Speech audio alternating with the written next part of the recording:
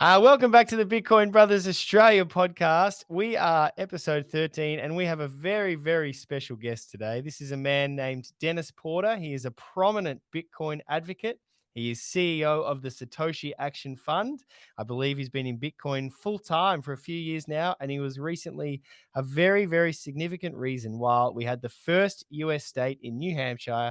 They just had a Bitcoin strategic reserve signed into law, which was a big congratulations to you, Dennis, and a huge achievement. Welcome to the show, mate. Glad to be here, and thank you for having me on. Very excited to talk about the historical moment of passing the first ever strategic Bitcoin reserve bill into law. Again, appreciate you having me on, and looking forward to the conversation. Look, thank you so much. And we do have to start off on that big news over the last kind of couple of weeks. What was involved for you? How satisfying was it to get that first state to sign the strategic Bitcoin reserve into law? It was a huge win. So we were incredibly excited at Satoshi Action to be able to help usher the first ever strategic Bitcoin reserve bill into law. Certainly, we've seen a lot of states introduce this type of language, which was mostly based off of the model draft that we had created at Satoshi Action. But getting a bill introduced and getting it passed into law not only are wholly different things, but also passing it into law was a critical win that we had promised we would deliver to the Bitcoin ecosystem. And we were just very, very happy to be able to deliver on the promises that we've made. Yeah, so incredible, so incredible. There's obviously been a few states that have been very, very close. Did you have any doubts that you would get some across the line, or you were pretty confident? Well, listen, you always have doubts, but at the end of the day, we knew that our team had what we needed to be able to get it across the finish line, whether it was this year or next year. We knew it was coming. Certainly, we always hope the first year that we try a new piece of legislation that we can get it across the finish line, because we've done it before. We've done it with right to mine. We passed that into law in 2023 twice. And then our broader Bitcoin rights bill, we passed into law twice in 2024. Both of those were the first time they'd ever been introduced, and both passed into law. And so now here in 2025, during this legislative cycle, we passed not only the bill in New Hampshire for the first time ever with strategic Bitcoin reserve legislation, but also the one in Arizona as well. So certainly you always have doubts. You can't guarantee anything in the policy space, but we were able to deliver the win that we had promised we would deliver. Very excited at the team level. We have a great team at Satoshi Action, and our policy director, Eric Peterson, has done incredible work, but also the head of research at Satoshi Action, Dr. Murray Rudd, has played an instrumental role in helping us to show just how important it is for states to have a strategic Bitcoin reserve, because the dollar is just losing all this purchasing power. I mean, since 2018 alone, we were showing with empirical data that the dollar had lost 25% of its purchasing power. And states that are sitting on funds from taxpayers, they don't have an unlimited budget. They don't have an unlimited money printer like they do at the federal level. So having a strategic Bitcoin reserve at the state level is even more important for protecting taxpayer funds. And we showed through empirical data that if they just made a 3% allocation into Bitcoin with the state's funds, that they could have combated 100% of the inflation, 100% of the purchasing power that they would have lost if they just held dollars. So it's a compelling argument that was laid out through the paper that was co-authored by, I should say led by Dr. Murray Rudd and also by Eric Peterson. And I was also a co-author as well. And those types of papers are instrumental in getting it across the finish line. So it's a big team effort. Everyone is very happy and very excited. And we're looking forward to passing it in more states. Now that we have these two wins, it'll make passing it in other states much easier. Yeah, that's so good. That's really, really awesome. And I'll touch on a few of the things you said there. Certainly, one of them was the purchasing power. That was something that really stood out to me when I first started researching Bitcoin, probably about a year and a half ago now. But the way that we lose purchasing power without even realizing it, like I grew up, never really understanding that just by saving money in the bank, I'm actually losing money. Like that blew my mind to understand that a year and a half ago. So, if you did, yeah, I guess to lay that out in a political landscape with US states and to show them, hey, you guys are, you're losing so much purchasing power by not buying Bitcoin. Yeah, really a huge credit to you and the team. It's just, yeah, it's pretty amazing. You mentioned other states. Is there another state that you feel like is close? I've heard Texas is very bullish at the moment, but I'm not sure. Is there anywhere else you would say next steps for you that might pass? Absolutely. Texas is certainly, I would say, the furthest along. I would still say that there needs to be a lot of work done to get it across the finish line. It is actually going for its second reading on May 20th, which is more of a procedural move. Every bill there has to go from a first reading to a second reading to a third reading. And lawmakers actually vote in the first, second readings, but those votes don't mean that the bill passes out of that chamber. So that will need to take place during the third reading, which will hopefully get scheduled and happen in Texas. But that one in Texas is the most well positioned to pass next. If it passes out of the House, it's already passed out of the Senate. It would go straight to the governor's desk for a hopeful signature. We also, though, have other states in the pipeline. North Carolina is a very big one that we have in the pipeline. The Speaker of the House there is carrying the bill. So he is the bill sponsor, the bill author. And so that provides quite a bit of political support for that legislation. But in Ohio and Pennsylvania, we will see renewed efforts as well. Unlike most states, Ohio and Pennsylvania have year-round legislatures. So most states, it's a part-time legislature. They'll meet for, maybe 2, 3, 4 months, and then they adjourn for the rest of the year. And if they adjourn and the bill hasn't passed into law in about all but one state or maybe 2 states, those bills die and they have to be reintroduced the following year, which is fine. We go through that process all the time. We have had bills die in states that we've ended up passing it into law later. Sometimes it takes 2 or even 3 years to get it across the finish line. And so Ohio and Pennsylvania, though, are different. They have year-round legislatures. So they have the ability for a bill to potentially die and be reintroduced later on in the cycle. And that's going to be happening shortly in Ohio. And then also will be happening in Pennsylvania as well. There will be a lot more states, I think, that are going to be very well positioned to pass this, though, into law early in 2026. And a lot of lawmakers are already talking about drafting that legislation and getting it ready for the 2026 legislative cycle. We'll start to see those bills get introduced and make their way, I would say, roughly around October, November, and then January we'll be right back and going off to the races again. Yeah, wow, that's incredible. Incredible. I did not know that. That's fascinating. So, yeah, a couple of months in and like, if they're there for 3 or 4 months a year and it doesn't pass, it just dies and you've got to go again next year. So, yeah, big credit to you guys. That's a lot of work. Could you tell us about your journey, mate? How did you kind of hear about Bitcoin? How did you start in it to then, where you are now, a full-blown advocate and the founder of obviously the Satoshi Action Fund? Yeah, I found Bitcoin in 2017 because a friend of mine told me it was perfectly anonymous internet money, and I was like, "There's no way, nothing on the internet is perfectly anonymous." And so I went to go study Bitcoin actually to prove him wrong. But while I was in there and I was trying to figure out if this thing was perfectly anonymous or not, which I did end up, of course, proving that it is not perfectly anonymous, although there are significant privacy enhancements by using Bitcoin over the traditional financial system. But while I was in there studying the technology, I found a lot of things about it that I did like and I did love. And I truly fell in love with Bitcoin as a technology to increase financial inclusion across the world.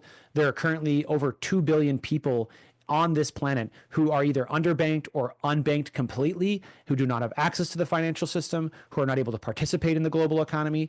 And Bitcoin is now the first ever technology. When it launched in 2009, first technology ever to enable those people to have access to a stable currency, or I should say relative to their local currencies, and also a place to actually park their savings. Because most of these people that are living without access to financial services, they live in triple digit inflation. They live without any sort of banking infrastructure, or if there is banking infrastructure, oftentimes the local government will pillage their bank accounts. And so for the first time ever, you have individuals who can participate and save for the future, which is huge because there's 2 billion people living and breathing and dying every single year, and they have never had a chance to truly participate in the way that me and you can in the West and in developed countries. And we could be having the next Einstein, the next great thinker coming out of one of these countries, but we'll never know because they were never able to save up for their first textbook. They were never able to save up for university, never able to buy their first car, their first house. So Bitcoin is certainly a pathway for now, these 2 billion people to truly be able to participate in a way where they can't be stopped. Bitcoin is unstoppable money. No matter who you are, no matter where you're from, doesn't matter your race, sex, sexual orientation, gender, political party, religious beliefs. It is truly the most inclusive financial technology on planet Earth. And that's what just really drew me to the technology and why I started to continue to learn more about it And then eventually, of course, also led to me launching Satoshi Action Fund several years later. One of the biggest things I will say about Bitcoin, which I think a lot of people would be well positioned to follow this path, is once you start learning about Bitcoin, there is going to be opinions about it of yours that are going to change over time. So I highly encourage people to quietly educate themselves about it as much as they possibly can for a number of years before you get out there and start expressing your viewpoints on it, because Bitcoin will really change the way not only that you view the technology as you study it more, but it'll also change the way that you view the world. So I was able to do that for a number of years, from 2017 to about 2020, 2021. Eventually, I launched into the media space, launched a podcast, grew pretty popular for talking about Bitcoin, tweeting about Bitcoin. And eventually I saw that there was a real need to become politically engaged. I've been we call it a political junkie here in the United States, someone who's just constantly paying attention to politics their whole life. And I had seen what happened to issues where they didn't engage politically soon enough or strong enough. And it usually doesn't end up very well for those movements. Cannabis is certainly one of those movements. It took them 40, 50 years to recover from the position that they got put in here into the United States.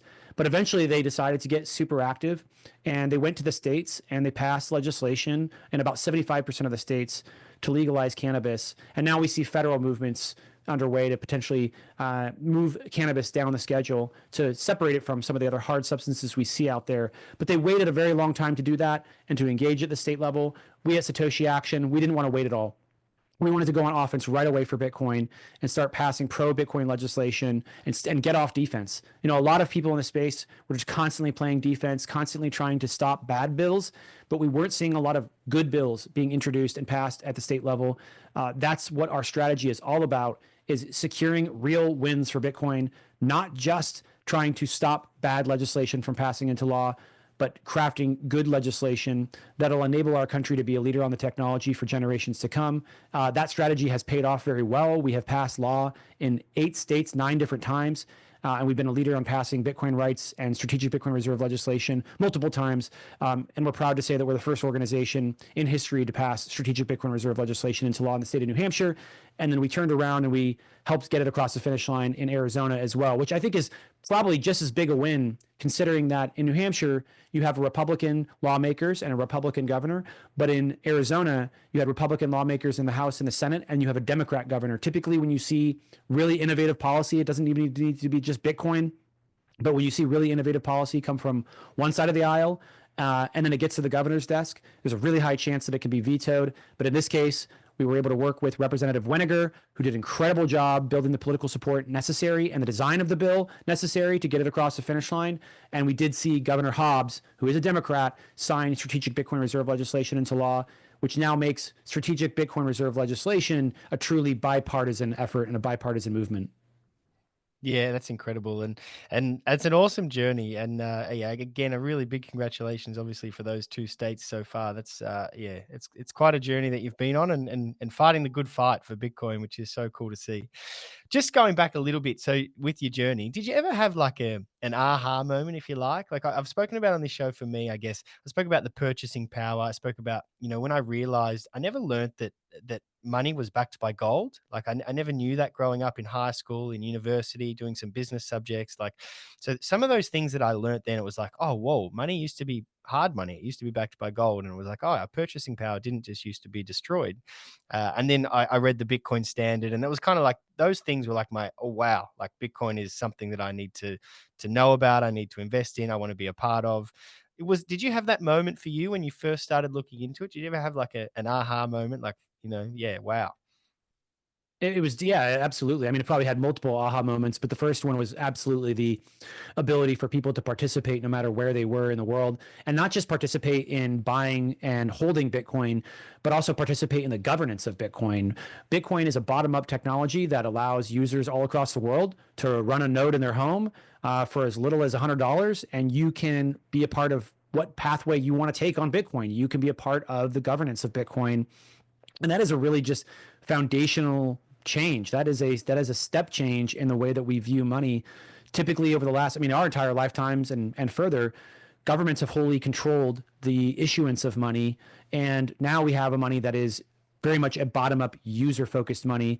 And that ensures that the money will reflect what the users want out of it. That'll make sure that the money is doing things that are favorable towards the users, including having a 21 million, hard supply cap, including being extremely decentralized so that decisions about how Bitcoin moves forward are not done by top down authorities. I often tell people that one of the most powerful components of Bitcoin is that there's no VC, hedge fund, CEO, founder team that can just wake up one morning and say, we're going to dilute the amount of Bitcoin in the marketplace. That can happen with dollars, that can happen with fiat, that can happen with Apple stock, that can happen with Amazon stock, but it cannot happen with Bitcoin. And that's huge, because if you buy a small amount of Bitcoin, you know that you'll have that small amount of Bitcoin, that percentage of Bitcoin forever. It's never going to change. So a lot of folks, I think, really don't understand that component of Bitcoin that are outside the space.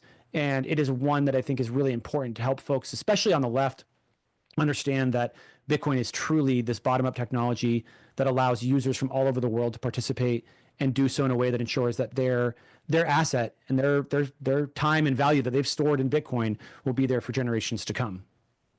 Yeah, it's such a good point. It's something that we probably haven't explored heaps on this show either, is that impact of like you're saying, like we've talked about, it's incredible technology. It's incredible for, for people to be able to save their purchasing power and for it not to be deflated and things like that. But the impact that it can have on societies as well, like, in terms of like exactly like you said, people that don't have access to banks, people that don't have access to currency that doesn't get deflated, people that, yeah, like, people from all over the world that don't have opportunities that we have in the West.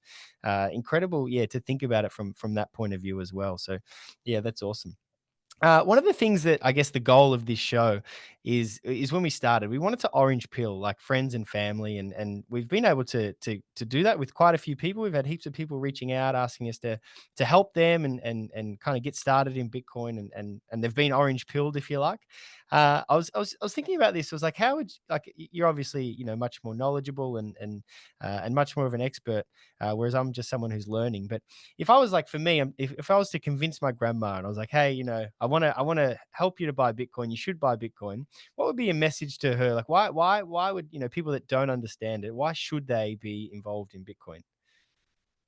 It really just depends, on their worldview. It depends on, how they see money, depends on a lot of different things, which is why at Satoshi Action, one of the main things that we do when we're trying to educate lawmakers on the value and the importance of Bitcoin is we just start with the benefits. What can it do? Bitcoin as a technology is an incredible savings technology. It's one of the best performing assets over the last decade, if not the best performing asset. It's incredibly decentralized, user driven, bottom up, to ensure that the technology reflects the best interests of the users. It's also incredibly powerful as an energy tool through Bitcoin mining. Bitcoin mining can balance the grid. It can enhance clean energy. It can mitigate methane emissions. It can help with energy development. So there are all these really incredible benefits of the technology, including remittances. Like people can send money home to their family members for a fraction of a penny and reduce the security problems that are inherent in sending cash and then having to go pick up cash. Like these are huge improvements over the current financial system. And that's what we tend to go into these offices and express. We sort of shotgun all the benefits as quickly as we can. And typically what you'll find is that the person that you're speaking to will say, oh, I didn't know Bitcoin could do that. I didn't know that was one of its features. And that's how you kind of quickly learn what it is about Bitcoin that they're going to be attracted to. That's the approach that we take at Satoshi Action with lawmakers, because we have very little time to get them into a good place, right? Sometimes you get 5 minutes. You get one, first impressions are everything. You get 5 minutes, first impression, and you got to move quick to figure out what it is about the technology that they are going to be interested in talking about. Because if you sit there and you just talk about why Bitcoin matters to you, although that might matter to your family a little bit, generally people don't make decisions because of how you think about things. They make decisions because of how they think about the world. And so finding out how they think about the world and what could be attractive to them is really valuable. So, and also going beyond just, shotgunning out what Bitcoin could do, is also just learning and asking questions and listening to your family members and to important people in your society, and understanding how they view the world and what's wrong with the world. Because if you learn about what they view as problems in the world, you can then turn around and share what it is about Bitcoin that helps to solve some of those problems. And typically Bitcoin is, so multifaceted in the benefits that it can provide to society that if you learn about what they believe is wrong with society, 9 times out of 10, Bitcoin will cover one of those issues. It's not always true, but generally that's a really great place to start. Yeah, that's a great point. Really great point. I had some conversations with some people at work this week actually who were talking about they'd learned things about the banks and people not letting them withdraw money because the banks just decided that they didn't want them to withdraw that money, and it was pretty incredible. And I literally said, I said, hey, listen, like not to be like I don't want to push things on you, but Bitcoin fixes this. It was really interesting. They're like, wow, does it? I was like, yeah, it's interesting. So yeah, great to hear you It's talking about absolutely that. correct. I mean, so many times I've had my bank account shut down because maybe I was in the wrong country and I made a transaction, or I've even had times when I've sent money to political organizations and my account was temporarily frozen. So that's absolutely something that people should be concerned about, and is something that I talk a lot about in the political space. I'm like, Bitcoin is a way for you to ensure that if the person that you fear the most in the political space, let's say you're a Democrat and you fear Trump, or if you're a Republican and you fear a Gavin Newsom administration, think about the amount of power they have over the financial system as the president of the United States.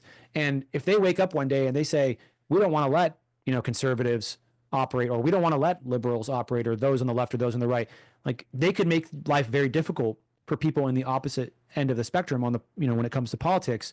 But Bitcoin ensures that no matter what, no matter how authoritarian any government in any place in the world gets, that people can access their financial system, or it ensures that no matter how discriminatory a banking regime becomes towards a political group, towards a religious belief, doesn't matter what it is, could be a racial thing, no matter how bad it gets, Bitcoin is always going to be there as a way for people to be able to function and operate outside of those systems, which are full and filled with ways to discriminate against people that are not aligned with the people that have control over those systems. Yeah, that's such a good point, and it's exactly what we talked about during the week as well. Yeah, it's fascinating how Bitcoin can solve those. One of the things we've done on the show as well is we've tried to bust some myths, because I feel like there's a lot of myths in society about Bitcoin, and we've had a little myth buster segment, if I can say it, about people that, like, for example, we went through like Ponzi schemes, and people would say things about Bitcoin and that just weren't true. If you'd done the research, you could find out, but some people hear things on the surface and they just, I guess, get fearful and then don't look into Bitcoin anymore. Is there any, I guess, do you have an annoying myth or an annoying thing that that you're hearing that you could bust today, or that you would have to shut it down constantly when you're at events, when you're talking to people, politicians, and they say, yeah, but Bitcoin, what about this? Is there a common myth that you have to bust? Definitely the Bitcoin mining component is one that comes up quite a bit. It's one that we spend a lot of time. Actually, when we launched Satoshi Action, that was one of the major areas of focus for us, because there was so much of a misunderstanding around Bitcoin mining, and why it exists, and also what impact it's having on the energy systems or on the environment. And what most people don't know is that Bitcoin mining is actually one of the most powerful energy tools that exists on planet Earth.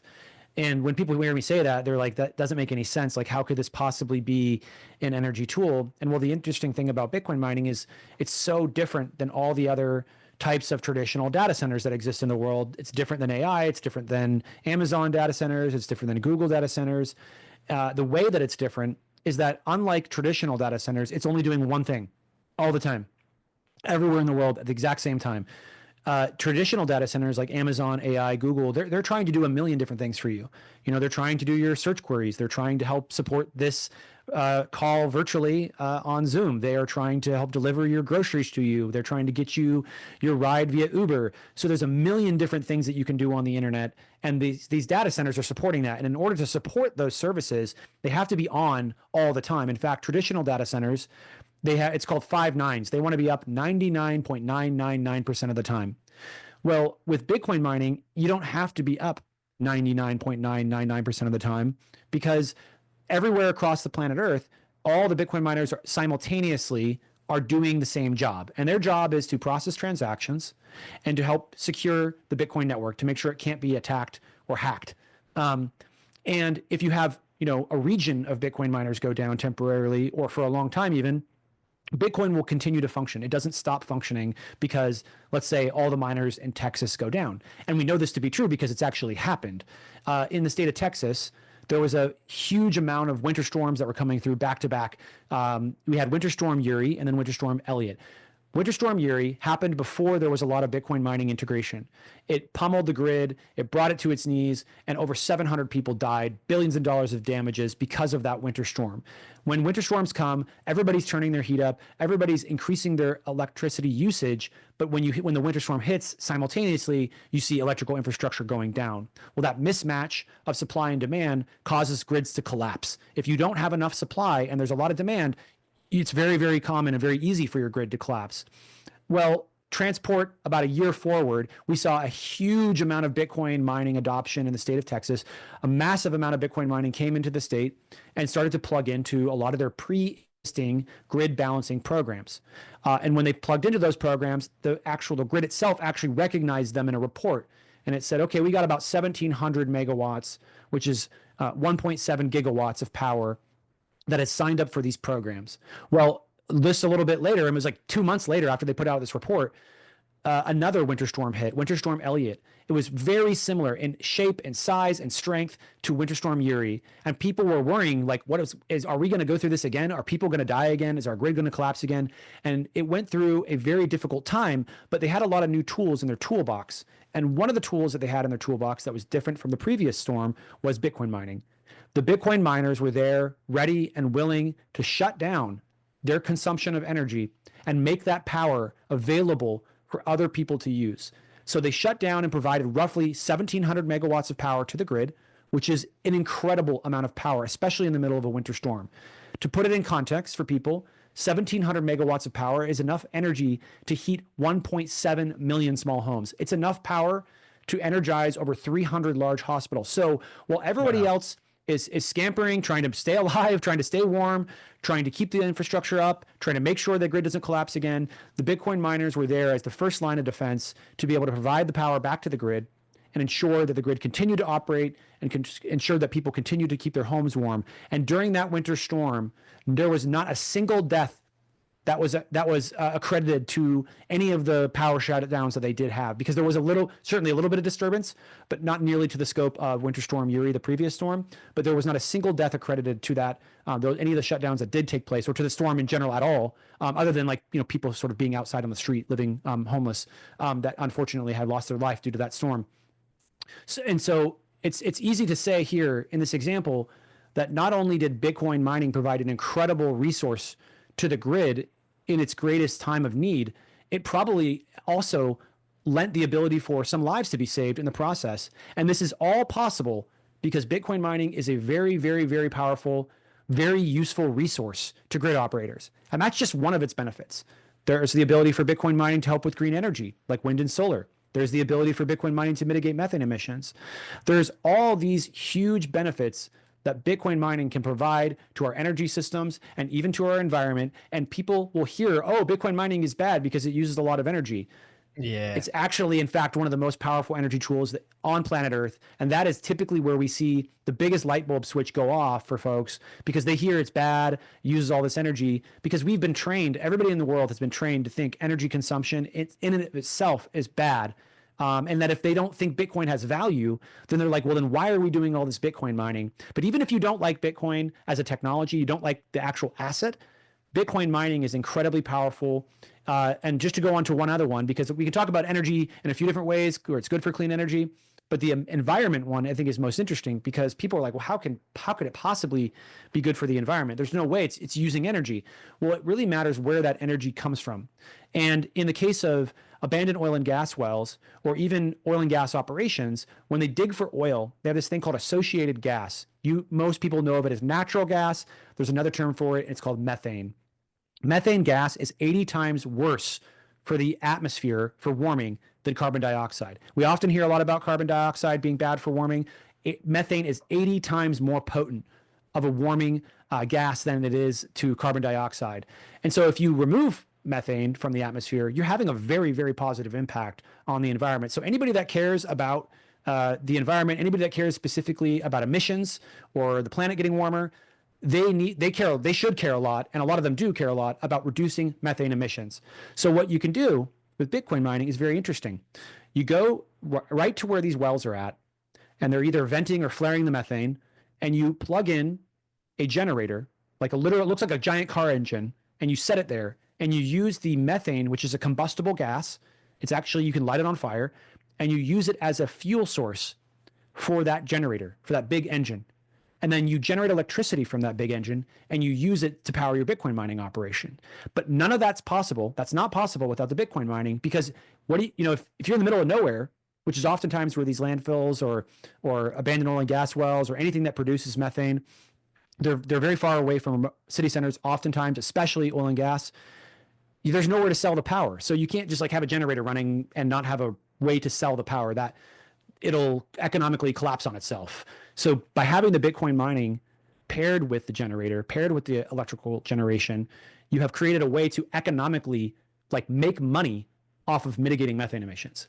So that's huge. That's massive. It's a very powerful tool for mitigating methane emissions. And it's not something that we just made up or we say is possible. It's happening all across the country in the United States. In fact, we even wrote an academic paper, which was accepted into a top 2% journal, which outlined how Bitcoin mining is very, very well suited to be able to mitigate methane emissions from oil and gas wells or anywhere really where it's being emitted. I think the paper actually we did focused more so on landfills specifically. Yeah, I love that. I love that. It's so clear, isn't it, that, whatever myths people have about Bitcoin mining and the energy use is that you've clearly busted that today, that myth that there are way more positives and benefits to Bitcoin mining than there are to any negatives that people might try and point out. So, yeah, thank you so much for sharing that. That's awesome. Just a couple of fun ones to finish off, if you don't mind. I was just thinking, obviously, with the laws and the things that you've got in place and you're working on policies, things like that. If you could pass one dream Bitcoin law in the US, what would it be, and why would you pass that one? Well, that's a very tough question. Certainly, there's a lot of policy verticals that I care a lot about. Everything from strategic Bitcoin reserve legislation to Bitcoin rights to market structure legislation. And it really comes down to sort of like, how do you view the future and what's most important in order for our country and the people, and is it better for the nation? Is it better for the individual? I'd say certainly market structure legislation has really positive impacts that a lot of people are ignoring. The fact that we will have regulations that are clear and that are going to be durable for many years to come is going to enable a lot of investment and a lot of adoption. The reason I say that is because a lot of very big investors, when they invest into a space, they want there to be clear regulatory clarity. They want to know that if they invest $1 billion into Bitcoin infrastructure or Bitcoin companies, or just buy Bitcoin, that some law isn't going to come through later on and ban it or cause their investment to go belly up. So Yeah. we will see, in my opinion, with market structure legislation, which if that passes, that's comprehensive legislation. If that passes, that will be a huge boon to the Bitcoin space. Everything from adoption to investment and to leadership as a country, if we get it right too, because you have to get it right. You can't just pass laws to pass laws. I think oftentimes we see some countries try to do that, or they just pass regulations just to regulate. That's not the way we want to do it. We want to make sure that we have clear guidelines that actually understand and reflect the benefits that these technologies have to offer back to us. So that's a big one. But then there's Bitcoin rights.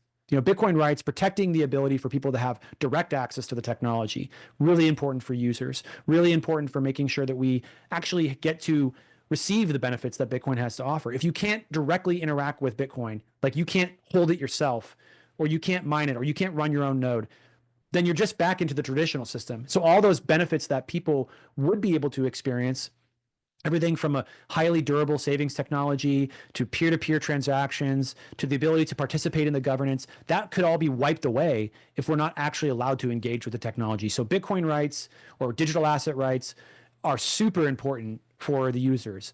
But then, of course, we also have strategic Bitcoin reserve legislation, which strategic Bitcoin reserve legislation at the state level, I think is incredibly important, especially because those individual states, they don't have an unlimited money printer. They don't have unlimited budgets. They can't just raise the debt ceiling whenever they want and keep going forever. They have to set their budgets based off the tax revenue that they raise. And when they raise that tax revenue, they need to make sure that they're protecting it for the long term.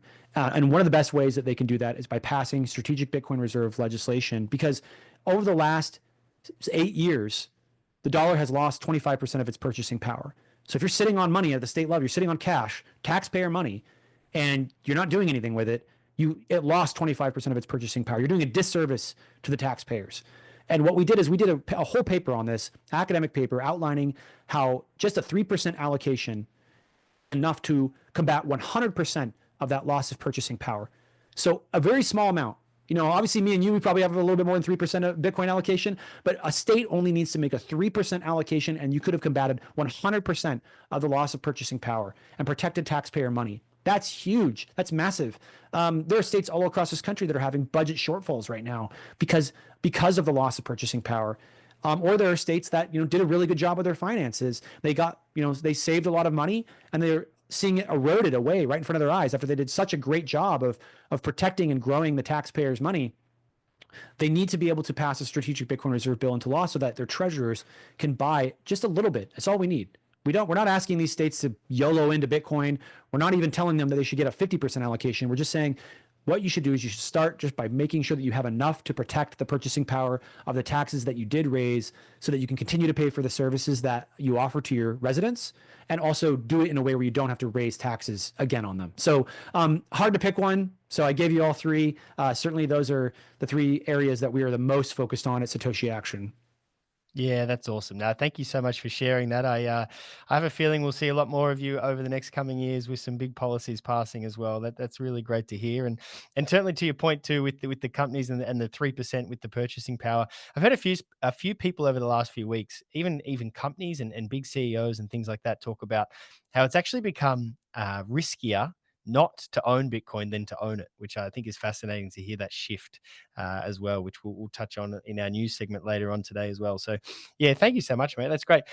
Just for fun, just for fun, just probably our last one for you, and we're just really grateful for your time here. But we've done a few price projections on the show just for a bit of a laugh. Obviously, we're not financial advisors or anything like that. But in terms of a bull case for you over the next 4 years and a bear case, where do you see things happening and sitting in the Bitcoin price? Yeah, that's a great question, and obviously it's pure speculation. But I tend to be pretty bullish on the direction of Bitcoin when you increase the time horizon. So 4 years from now, I wouldn't be surprised if we're around 250,000 or more for Bitcoin. That would probably be my slightly bearish case. Although I'm never really truly bearish on Bitcoin. Bullish cases we could be well over 500,000. At the end of the day, the reason why I think we're going to see a massive jump here soon. My argument revolves around a paper that I did with our head of research, Dr. Murray Rudd, and it outlined the impacts that new purchases have on Bitcoin, and also it outlined the trajectory that we're on with the supply curve. So as we move further along the supply curve and we see more and more and more Bitcoin pulled off of available exchanges or other ways to purchase Bitcoin, there is going to come a time. There's going to come a time when all of a sudden we see the resurgence of a very, very strong upward price movements in Bitcoin, things that we haven't seen since the early days of Bitcoin because there just wasn't enough available supply. Similar, actually, in fact, to the early days. In the early days, even though less people were buying Bitcoin, there was a lot less Bitcoin available in the marketplace. If you go back and you look at those first 2 or 3 bull runs where it just went wild, there just really wasn't enough Bitcoin for people to access. And so we saw these huge upward price swings. Well, Bitcoin only has a 21 million supply hard cap. So there is going to come a year when eventually we are going to run into that supply. We're going to run into the top end of that supply and its availability in the marketplace, where you'll see wild price swings and the upward movement because there just is nothing out there for folks to purchase. We're already 19 million plus on issuance now and available Bitcoin. But a lot of times we typically see when the price goes up, a lot of Bitcoin goes onto the exchanges because people are like, oh my gosh, I'm going to sell my Bitcoin. Look how valuable it is. I'm going to reap the rewards of holding on to this stuff. Well, now we're starting to see when the price moves up, there's not more Bitcoin coming on exchanges, continuing to go down. So the logical conclusion is that in the next 4 years, I believe, could be further out than 4 years, but I believe in the next 4 years, we're going to start to experience supply shock, which means that there just isn't enough Bitcoin, and you'll see massive swings upward in the price of Bitcoin, which most of the people that are in Bitcoin have yet to experience. Yeah, that's awesome. That's awesome. Well, we look forward definitely to being on that journey as we go across in the next 4 years. And thanks so much for sharing your thoughts there. That's amazing. Thanks so much for coming on the show, mate. It's been fascinating to learn off you and to go through your journey and to hear the incredible things that you guys are doing there at Satoshi Action Fund and everything in the Bitcoin spaces and policy spaces and yeah, just to hear even I guess that other side that we haven't explored about how it really does benefit societies that don't have access to banks and those sorts of things that we do have here. So thank you so much for coming on, mate. It's been heaps of fun and we really, really appreciate your time. Thank you for having me on. It was a great interview, great conversation, and looking forward to experiencing those supply shocks alongside you. Yeah, absolutely. Thanks, Dennis.